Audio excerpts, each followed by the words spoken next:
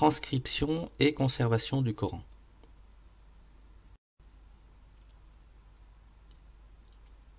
Examinons le processus de transcription et de conservation du Coran.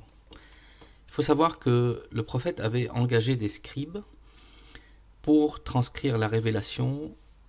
Certains étaient intérimaires et d'autres étaient consacrés totalement à cette activité. Le prophète dictait le Coran à ses scribes au fur et à mesure de sa révélation, et ce de manière systématique. Le prophète indiquait l'emplacement de chaque passage dans la sourate concernée. Les scribes inscrivaient le Coran sur différents supports disponibles à l'époque, comme les feuilles de palmier, des pierres plates, de la peau, des feuillets, des omoplates et des côtes. Il est à noter aussi que le prophète n'a jamais relu pour amélioration le texte retranscrit comme le ferait un auteur qui crée un texte et qui le dicte à un secrétaire. Et en fin de processus, donc, l'écrit était conservé au domicile du prophète. Alors, qui étaient ces scribes? Ils étaient parmi les meilleurs compagnons du prophète, paix et salut sur lui. On compte parmi eux Abu Bakr, Omar, Othman, Muawiyah, Aban ibn Saïd, Khalid ibn al-Walid, Ubay ibn Ka'b, Zayd ibn Thabit et bien d'autres. Le premier secrétaire du prophète, Zayd ibn Thabit, a transcrit le texte du Coran au sein d'un livre relié et complet, ce qu'on appelle Mus'haf.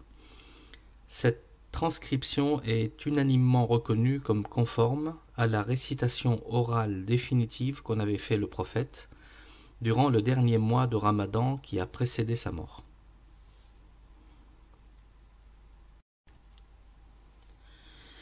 Le prophète et ses compagnons ont consacré une énergie importante à la mémorisation du Coran au-delà de son inscription et de sa consignation. Depuis la révélation du Coran, le nombre de musulmans qui l'ont retenu par cœur est sans cesse en croissance. Ils étaient quelques centaines du temps du prophète à mémoriser le Coran en totalité.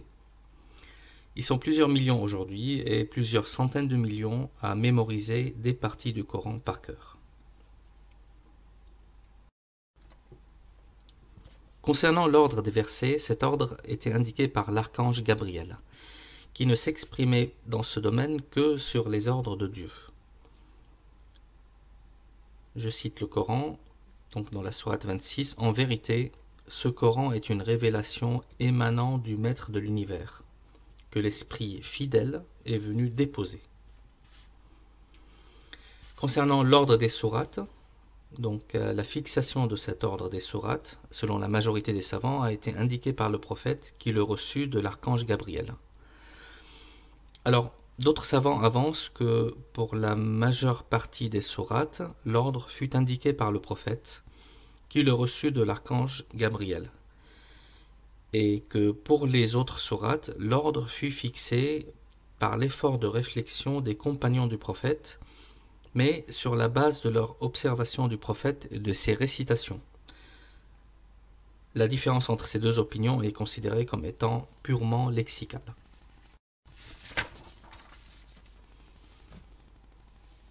Alors, le texte coranique fut établi par un processus appelé par les savants tawatur abondant, c'est-à-dire de nombreuses transmissions parallèles et concordantes par des personnes que l'on ne peut soupçonner de connivence dans le mensonge.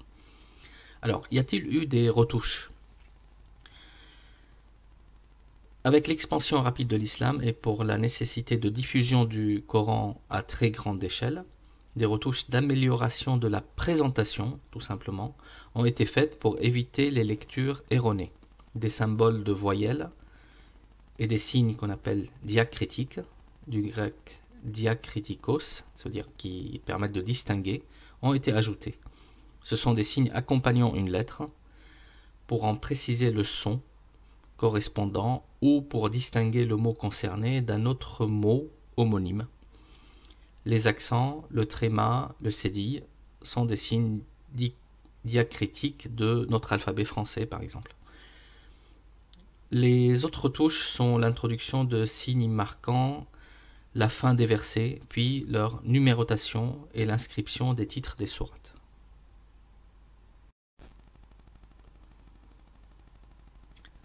De ce fait, notons que le Coran existe en une seule version en arabe dans tous les pays du monde, même s'il existe naturellement plusieurs traductions dans d'autres langues. Écoutons cette déclaration de Sir William Muir, qui est un orientaliste anglais très connu. Le Coran, de par son contenu et son ordre, exprime avec une force la précision de sa compilation. Les diverses parties furent assemblées d'une manière extrêmement simple et sans affaîtrie. On ne trouve pas dans cette compilation l'empreinte d'une main qui aurait apporté un talent ou un ordre. Elle témoigne de la foi du compilateur et son dévouement pour ce qu'il compile, car il n'a pas osé faire plus que de prendre ces versets sacrés et les mettre les uns à la suite des autres.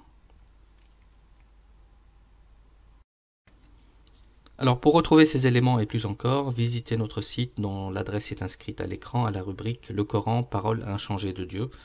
Vous pouvez bien sûr me contacter via ce site dans l'onglet Contact pour toute question ou suggestion. Dans ma prochaine vidéo, j'aborderai la thématique suivante, le miracle numérique du Coran, garant de l'authenticité et de l'intégrité du texte. Et pour rester informé de la disponibilité des prochaines vidéos, vous pouvez bien sûr vous abonner à la chaîne. Et si le contenu vous a plu, diffusez ces vidéos auprès des gens que vous aimez.